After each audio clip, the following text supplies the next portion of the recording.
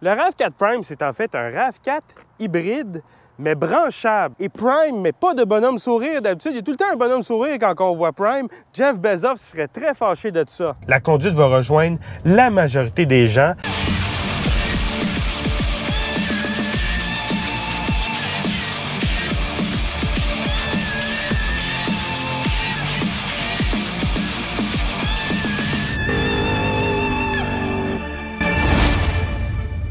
Salut, je suis Charles Pop pour CarPop et aujourd'hui le Toyota RAV4 Prime 2023. Donc c'est quoi le RAV4? Ben, j'ai pas besoin de vraiment vous l'expliquer, mais je vais vous l'expliquer pareil. Donc en 1995, Honda lance le Honda CR-V qui deviendra le premier utilitaire compact moderne, c'est-à-dire qui utilise un châssis monocoque, et le CR-V va connaître un gigantesque succès et Toyota ne peut pas laisser passer ça. Alors, il lance en 97 le RAV4.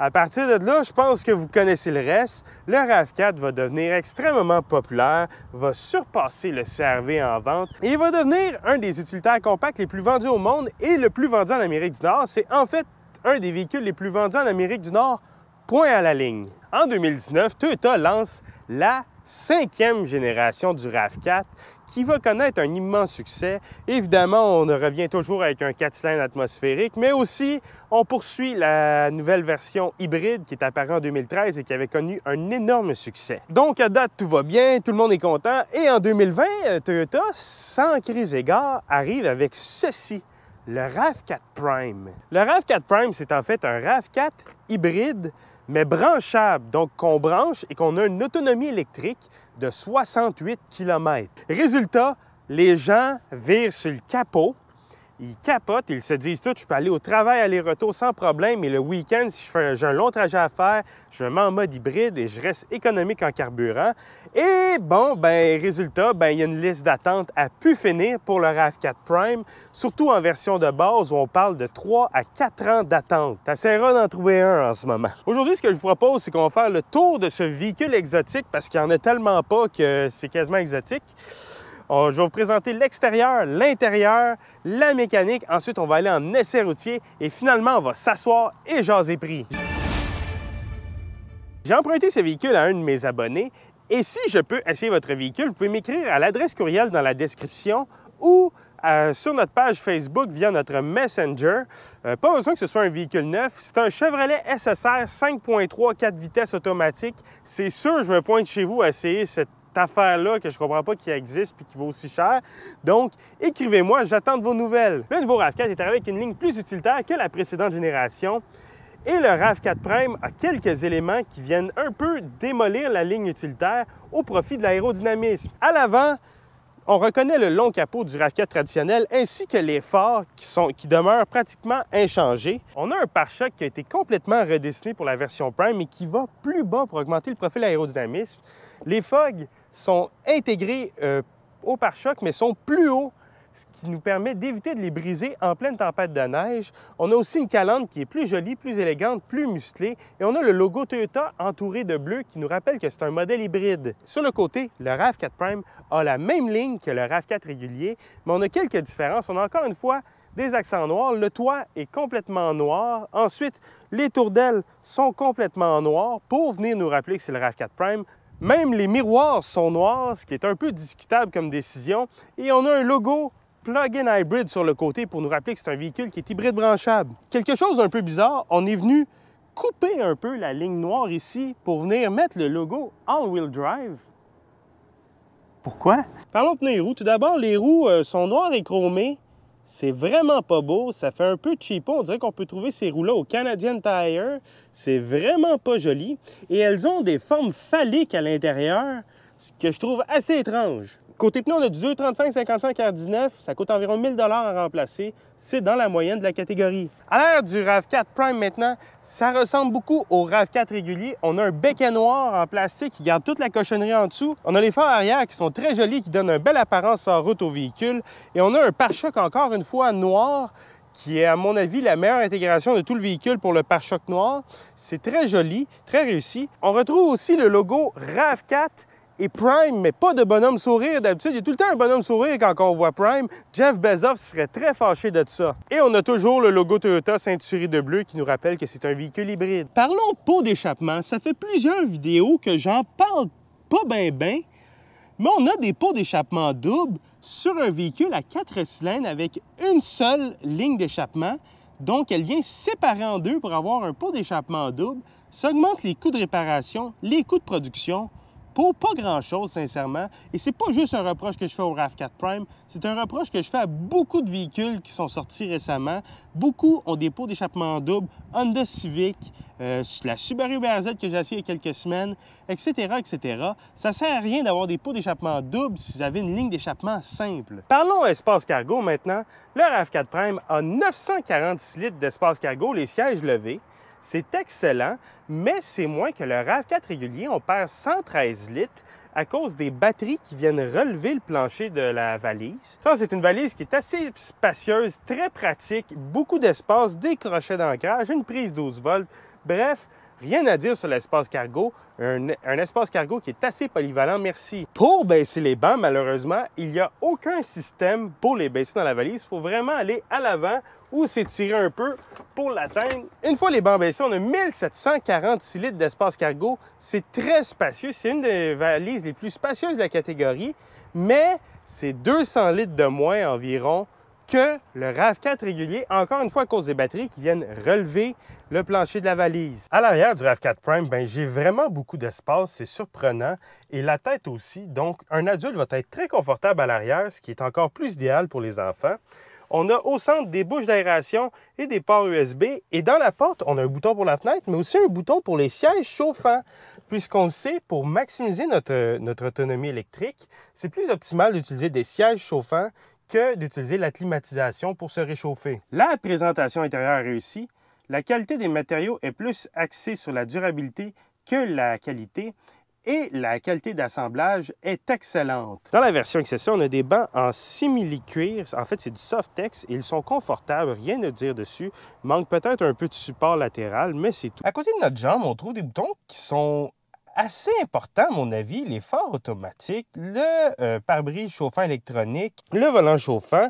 Toutes sortes de boutons qui, à mon avis, mériteraient d'être un peu plus haut, mieux placés. On pourrait les mettre, par exemple, ici, ce qui serait, à mon avis, beaucoup plus utile. Pour 2023, Toyota a refait le tableau de bord au complet. On avait un écran central avec beaucoup d'informations et deux petits cadrans de chaque côté.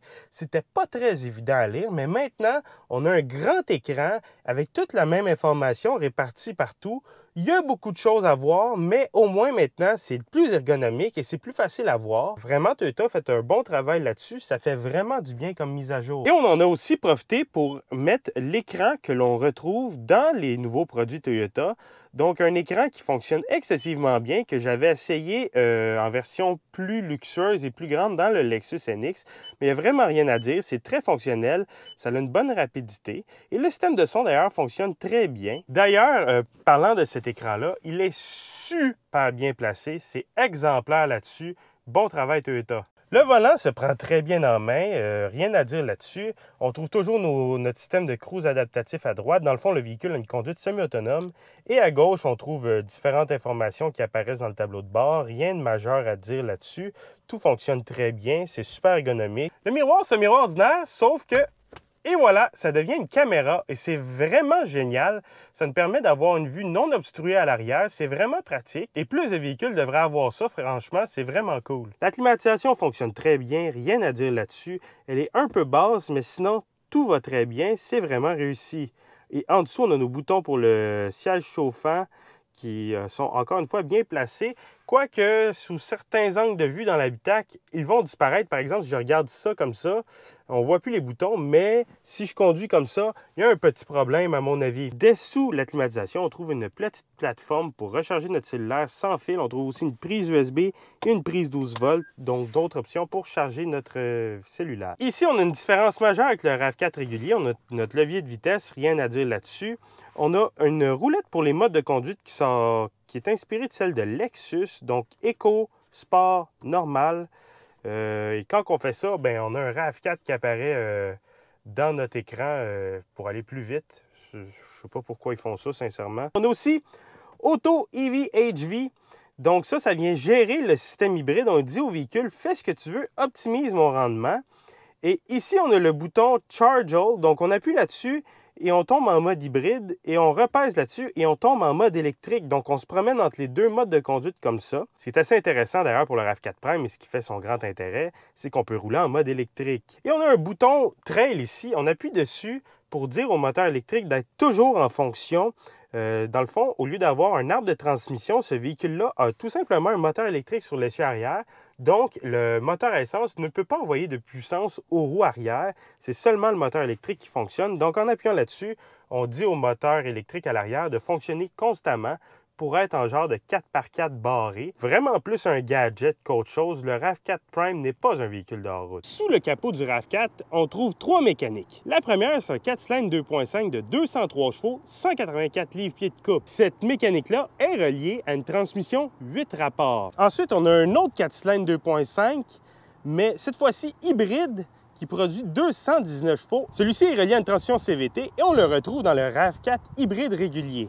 Mais ici, comme j'ai dit, on a le RAV4 Prime. Donc, on a un 4-cylindres 2.5 de 176 chevaux combiné à 2 moteurs électriques pour une puissance totale de 302 chevaux. C'est beaucoup de chevaux dans un RAV4, ça. Encore une fois, on est relié à une transmission CVT. Un petit problème qu'on a eu avec le RAV4 Prime et le RAV4 hybride, en fait, c'est un gros problème. Les câbles pour transmettre la puissance au moteur arrière corrodaient et donc on perdait l'usage du moteur arrière et on perdait l'usage du système hybride et ça causait des maux de tête à Toyota. Ils viennent de trouver la solution. Maintenant, la solution est en marche et Toyota a décidé d'appliquer la garantie dessus. C'est ça la grosse controverse de ce problème-là, c'est que la garantie ne s'appliquait pas au départ. Maintenant, Toyota la garantit et ont une solution à ce problème-là. Niveau batterie, on a une batterie 18,1 kW qui est située à l'arrière du véhicule et qui se recharge à environ 4,5 heures sur du 240 et qu'on peut aller chercher 80 % en 3,5 heures. Mais Toyota parle d'une borne 6,6 kW, j'ai jamais vu ça. Sur ce genre de borne-là, on peut recharger le RAV4 Prime à environ 2h30. Ce qui est quand même pas si pire. Un fait intéressant, c'est que tous les RAV4 peuvent remorquer. La version de base peut remorquer 1500 livres, la version hybride environ 2000 livres, le RAV4 Prime environ 2500 livres et le RAV4 Trail peut remorquer jusqu'à 3500 livres. On a aussi une suspension indépendante aux 4 roues et des freins à disque aux 4 roues. Une des choses qui a marqué le plus les gens lorsque le RAV4 Prime est sorti, c'est sa puissance, 302 chevaux. Résultat, on annonce pour le RAV4 Prime un 0-100 en 5,7 secondes. Et je suis assez curieux de découvrir ça. Et la seule façon de le savoir, c'est d'aller sur la route. Conduire le RAV4 Prime. Donc, le RAV4 Prime, comme j'ai dit plus tôt, on peut le conduire en mode 100% électrique ou en mode à essence. En mode électrique, ça se conduit comme un véhicule électrique. Les accélérations sont instantanées, vives, rapides. C'est vraiment cool. La seule chose, c'est qu'il n'y a pas de conduite à un pied. Toyota préfère qu'on module le freinage avec la pédale de frein. Ça leur été intéressant qu'on puisse offrir la conduite à un pied, mais sinon, ben ça va excessivement bien, merci. Maintenant, parlons visibilité. La visibilité est excellente dans le RAV4. On voit très bien à l'avant, on voit le capot fini, on voit très bien sur les côtés. Par contre, à l'arrière, ça va. Les angles morts sont quand même assez gros, il faut faire attention, mais pour le reste, c'est excellent. Maintenant, ce qui est cool, là, j'ai mis le RAV4 en mode hybride et on va parler de quelque chose d'assez particulier du RAV4 Prime, ses accélérations. C'est excessivement rapide. On parle d'un 0-100 en 5,7 secondes, comme j'ai dit plus tôt. J'y crois, c'est très rapide. Les reprises sont excellentes aussi. Même en mode éco, lorsqu'on tape dedans, ça y va. Vraiment, c'est un véhicule qui est très rapide et qui est très vif, ce qui est assez intéressant et ce qui vient dynamiser un peu la conduite du RAV4 qui, on sait, est reconnu pour être quand même beige. Niveau insonorisation, en ce moment, on est sur l'autoroute, vous entendez ce qui se passe. C'est pas la meilleure insonorisation du segment. Le CX-50 que j'ai essayé l'autre jour est mieux insonorisé. C'est C'est une insonorisation qui est moyenne. C'est pas catastrophique, mais c'est pas la meilleure. Et on entend aussi les bosses cogner dans la suspension. À mon avis, Toyota gagnerait des points à améliorer l'insonorisation. Sinon, l'insonorisation du moteur est très bonne. On entend très peu le moteur à essence démarrer. Il faut vraiment appuyer sur le champignon pour entendre le moteur à essence. Sinon, il se fait très discret et c'est très apprécié. En virage avec le RAV4 Prime, j'ai été quand même surpris. Je m'attendais à ce que le véhicule soit un petit peu débalancé, mais non, le véhicule reste bien balancé. On a un bon contrôle du roulis. Par contre, on s'entend, il n'y a rien de dynamique là. Côté direction, le RAV4, on a une direction qui est légère, qui a une certaine précision à basse vitesse, mais qui en manque à haute vitesse et qui ne communique pas avec la route, évidemment. C'est pas le but du véhicule, c'est pas d'être sportif, mais d'être plutôt convivial et d'offrir un certain confort à ses occupants. Niveau suspension, le RAV4 m'a surpris encore une fois là-dessus. C'est très confortable. À basse vitesse, ça cogne un peu, mais sur l'autoroute ou à des vitesses de 70-80 km/h, le véhicule est excessivement confortable, absorbe très bien les inégalités de la route, et Dieu sait combien qu'il y en a au Québec. Et c'est vraiment appréciable. Franchement, Toyota a fait un bon travail là-dessus aussi. Côté consommation, le propriétaire a une moyenne de 3,8 litres au 100 km et comme il dit, il n'essaie pas de faire de l'éco-conduite. Il y a une conduite assez normale, pour ne pas dire un peu vigoureuse. Et c'est vraiment excellent, 3,8 litres au 100 km. Je veux dire, ça veut dire que le véhicule coûte environ, au prix de l'essence actuelle, 1,80 $. On parle d'environ 700 à 800 $ d'essence par année.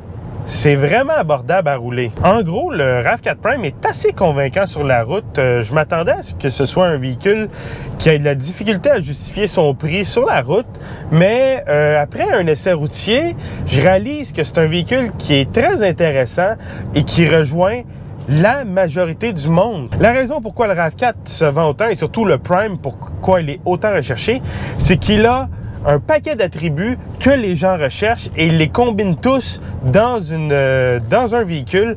Et vraiment, sur la route, la conduite va rejoindre la majorité des gens et c'est vraiment réussi. La majorité des gens recherchent du confort, de la frugalité et des performances en ligne droite et le RAV4 Prime offre tout ça. Et vraiment, Toyota fait un excellent travail au niveau conduite de ce véhicule-là. Donc maintenant, parlons prix. Je vous ai préparé un tableau avec les différentes versions du RAV4, donc essence, hybride et Prime. Avec leurs équivalents dans leur version, c'est pas tout à fait évident. Le RAV4 à essence a des versions qui sont assez différentes du RAV4 hybride et Prime. Donc, vous allez voir, je vais tout démystifier ça. Donc, la version de base du RAV4 Prime, c'est la version SE. On n'a pas de version LE ou XLE. Donc, on commence direct en milieu de gamme. Et donc, le RAV4 à essence milieu de gamme, c'est le XLE Premium, un peu moins équipé que le RAV4 Prime et le RAV4 hybride.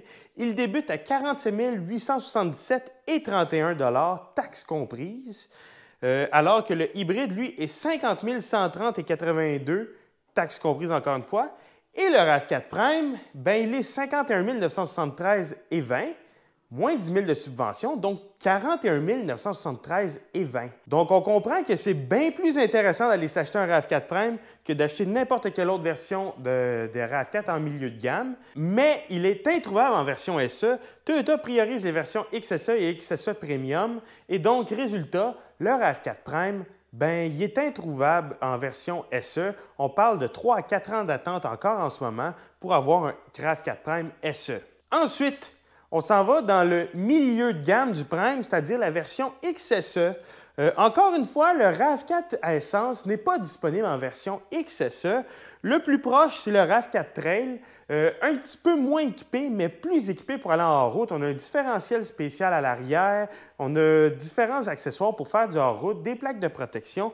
Bref, un véhicule qui est mieux équipé pour faire face à nos routes. Mais entre vous et moi, un RAV4, ce n'est pas vraiment un véhicule de hors-route et il se fait sacrer une volée par un Forester régulier. Donc, le RAV4 Trail commence, taxes comprises encore une fois, 49 785 et 90.